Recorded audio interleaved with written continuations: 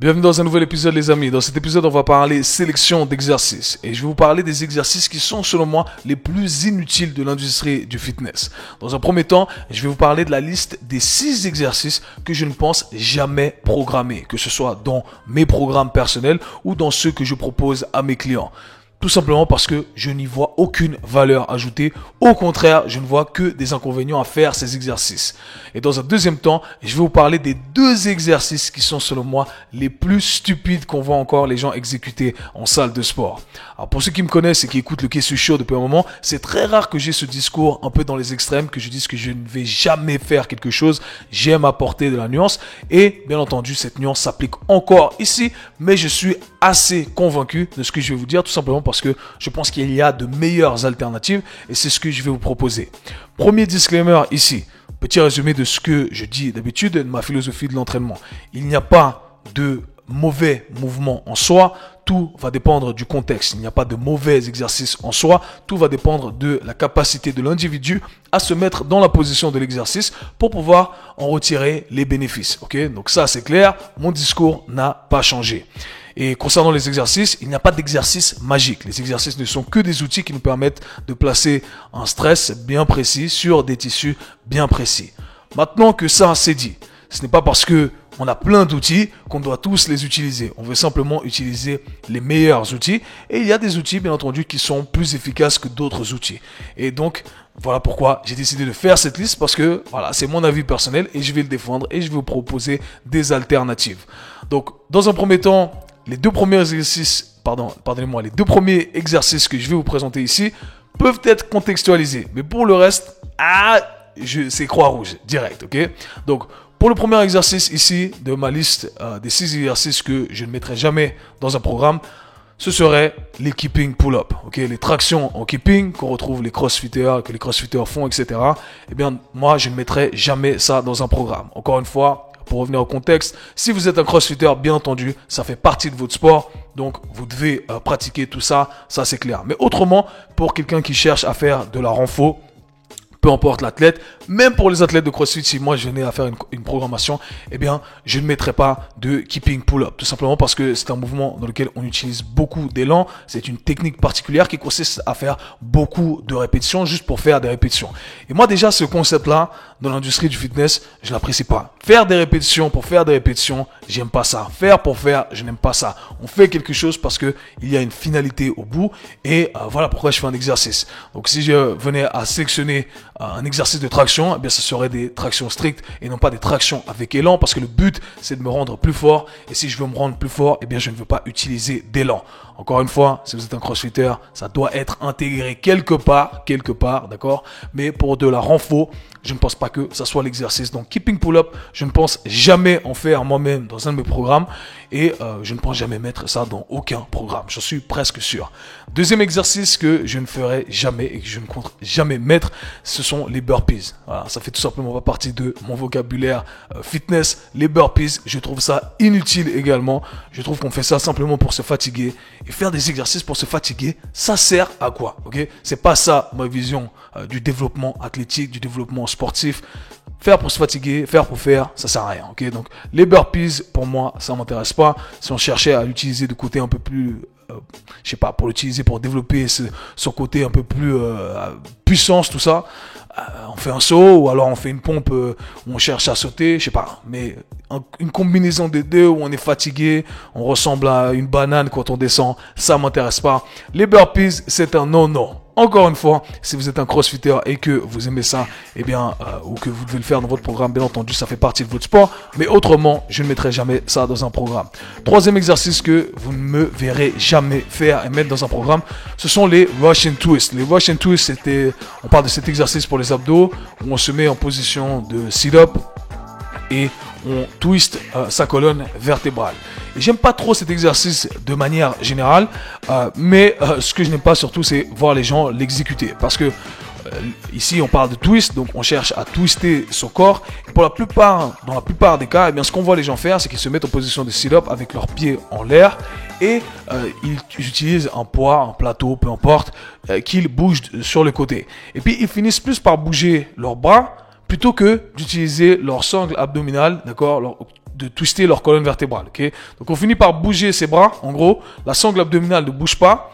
Ou alors la deuxième chose qu'on voit les gens faire, c'est qu'ils bougent leurs pieds du côté opposé. Donc si je bouge mes bras du côté droit, mes pieds vont contrebalancer de l'autre côté, etc. En fait, bref, c'est un bordel, ok? Ça sert absolument à rien. J'y vois aucun bénéfice à faire cet exercice. On est en train de se mettre en position de flexion de la colonne vertébrale. Donc, on challenge un angle en position isométrique. On touche pas vraiment correctement. On n'est pas dans une position adéquate pour maximiser la rotation.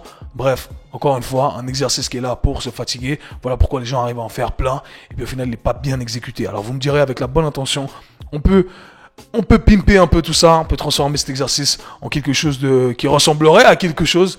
Mais oui, mais je pense qu'il y a de meilleures alternatives. Alors, si l'idée est de travailler sur la rotation de sa colonne vertébrale en flexion, eh bien, je pense qu'il y aura de meilleures alternatives. J'utiliserai par exemple une Roman chair, la chaise à 45 degrés. Et où on fait les back extension, tout ça, je me mettrai là-dessus et là, je bloquerai bien mes pieds. J'utiliserai le banc, l'arrière du banc où mes fesses sont posées comme feedback et j'essaierai de travailler ici sur la rotation de ma colonne vertébrale, ok? Ou alors, si mon but ce n'est que de travailler sur la rotation, je peux utiliser des exercices avec câbles, etc., sans bouger mon bassin. Je m'attarde sur la rotation de ma colonne vertébrale. Et là, j'utilise une force qui est adéquate. Donc, si je vais utiliser un câble, je vais me positionner de manière perpendiculaire à la machine. Et là, j'ai un vecteur de force qui me tire dans la bonne direction et je suis en train de solliciter les bons muscles, ok? Là, on est en train de taffer. Là, on aura des résultats. On n'est pas simplement en train de faire pour faire et pour se fatiguer. Donc, les Russian Twist, c'est un no-no. Si vous l'avez dans votre programme, enlevez ça. Ça sert pas à grand chose, à part pour les vidéos Instagram, j'imagine, des fitfluencers. Vous connaissez mon avis là-dessus. Quatrième exercice que vous ne verrez jamais dans le programme, ce sont les dips avec un banc. Ok, quand vous faites les dips avec le banc derrière vous et vous descendez en dips. C'est une très mauvaise variation de dips, tout simplement parce que au final, l'idée avec les dips, c'est de travailler principalement ses triceps, ou du moins l'intention va dicter ce qu'on va faire. Ça pourrait être plus de triceps, un peu plus d'épaules, d'accord? Mais quoi qu'il en soit, avec cette position-là, eh bien, on n'est pas dans une position qui est adéquate pour la plupart des gens, dans le sens où les gens n'ont pas une énorme extension d'épaule. Et déjà, la position de départ ramène nos épaules déjà bien en arrière. On n'a pas une grande amplitude de mouvement avec laquelle travailler. Nos poignets ne sont pas dans une position confortable. Au final, on n'a presque pas de triceps qui travaillent parce que notre avant-bras est en position perpendiculaire par rapport au sol. Donc, on n'a pas de flexion du coude. Pour que le triceps travaille, il faut qu'il y ait une flexion du coude. Là, il n'y a pas de flexion du coude. On met un stress uniquement sur les épaules, ce qui n'est pas mauvais en soi. Mais si ce n'est pas le but de l'exercice, pourquoi l'utiliser? Alors, vous me direz, ok, mais si on n'a pas une station de dips, comment on fait? La meilleure variante à faire, si je venais à pimper un peu le tout, ce serait d'utiliser deux chaises. Deux chaises que vous mettez sur le côté.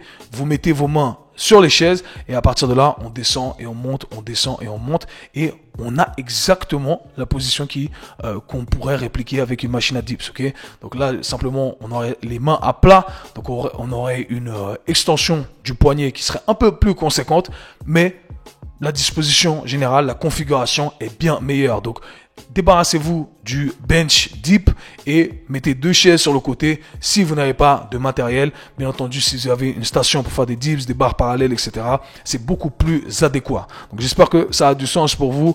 Moi, j'arrêterai de suivre les fitfluencers qui recommandent le bench dip. C'est un exercice de fitfluencers, ça, d'ailleurs. Ensuite, cinquième exercice que je ne ferai jamais, ce sont les upright rows. Alors, je ne sais pas comment on traduit ça en français. Pour ceux qui ne connaissent pas l'exercice, je vous invite à aller Google tout ça. Upright rows, c'est, si je traduis littéralement, tirage vertical. Donc, en gros, on fait du rowing vertical. L'idée consiste à attraper une barre et on ramène la barre en direction de ses clavicules pour travailler ses épaules, éventuellement travailler ses trapèzes, etc.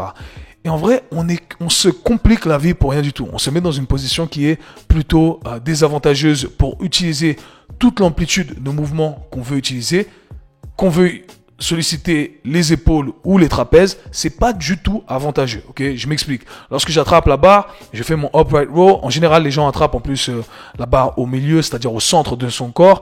On monte, on monte, on monte. Les poignets sont complètement twistés. Du coup, on s'arrête non pas où les épaules nous limitent, mais plutôt où les poignets nous limitent. Et du coup, déjà, c'est le premier problème. On n'arrive pas à utiliser toute l'amplitude complète de mouvement. à cause d'autres articulations qui pourraient très bien être épargnées et non pas à cause de l'articulation qu'on aimerait solliciter. Ça, c'est le premier problème. Ensuite, ça demande une capacité de mouvement qui est assez conséquente pour bien viser les tissus à l'arrière de l'épaule, donc le deltoïde postérieur, c'est tel est notre but, eh bien on doit avoir un niveau de rotation interne de l'épaule qui est très conséquent. Et pour avoir travaillé avec des centaines et des centaines de personnes, je peux vous dire que j'ai rarement vu quelqu'un qui arrive à ramener son articulation de l'épaule en rotation interne complète de façon à ce que l'avant-bras soit perpendiculaire avec le sol. Et ça serait le seul moyen vraiment de bien solliciter son deltoïde postérieur. D'accord? Si l'idée est de solliciter son deltoïde médian, donc la partie latérale du deltoïde, eh bien même dans cette position-là, c'est pas avantageux, ok? Parce que on est limité, comme je l'ai dit, on pourrait très bien utiliser des haltères qui au final, nous mettre dans des positions beaucoup plus avantageuses. Donc, les alternatives vont dépendre, bien entendu, du muscle que vous cherchez à développer.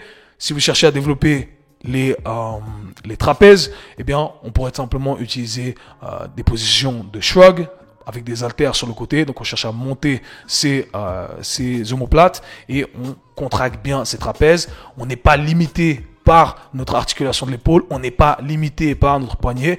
Hey, on est content avec ça, on arrive à maximiser l'exercice. Si mon but est de travailler la partie latérale de mes deltoïdes, eh bien, je vais tout simplement attraper des haltères et faire mes levées latérales. Si mon intention est de développer la partie postérieure de mes deltoïdes, eh bien, je peux tout simplement m'incliner ou me mettre sur un banc et travailler ici sur l'arrière de mes deltoïdes en faisant des reverse flies, etc. Okay? Donc tout ça pour vous dire que au final, on a un exercice qui travaille un peu tout, mais à vouloir travailler un peu tout, on travaille rien du tout. Okay? Donc les upright rows, moi je jetterai ça à la poubelle. Je sais que tonton Arnold Schwarzenegger va pas aimer ça parce que c'est un des bodybuilders qui a popularisé tout ça.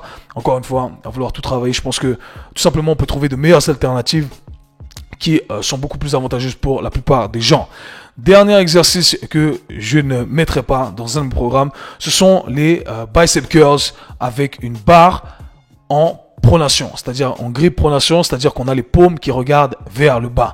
Alors une barre droite, ça c'est sûr que c'est un no-no pour moi, pour la plupart des gens. Pourquoi? Parce que déjà, la plupart des gens n'ont pas un niveau de pronation qui est assez conséquent pour pouvoir tendre le bras et avoir la paume de la main, si on utilise ça comme indice, qui regarde en direction du sol. Okay? On est toujours un peu incliné, d'accord? Donc ça, c'est le premier truc. On a une limitation. Moi, c'est mon cas. Par exemple, j'ai pas un niveau de pronation qui me permet de ramener complètement, de tourner complètement mon coude, mon avant-bras, de façon à ce que mon avant-bras regarde vers le sol, la paume de ma main regarde vers le sol.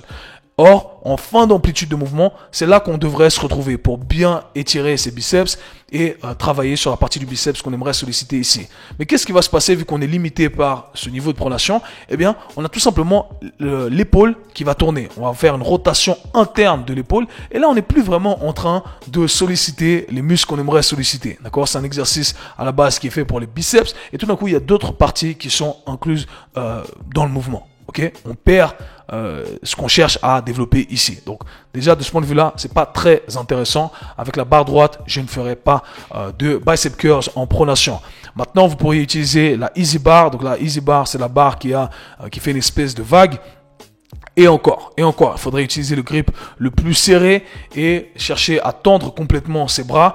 Et si on arrive à tendre complètement ses bras, c'est-à-dire verrouiller son coude en rentrant un maximum de pronation, eh bien là, vous arrivez à déterminer où vous devez positionner vos mains. Si la barre vous demande plus de pronation que ça, eh bien, vous savez qu'il ne faut pas utiliser la barre. Alors, quelle est l'alternative?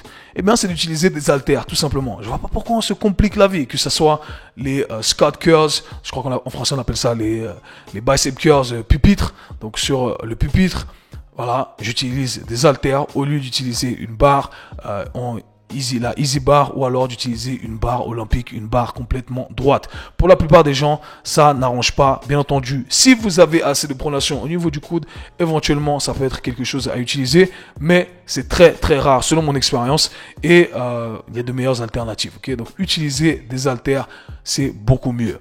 Passons maintenant aux deux exercices qui sont les plus stupides qu'on voit les gens exécuter en salle de sport. On va commencer avec le plus soft.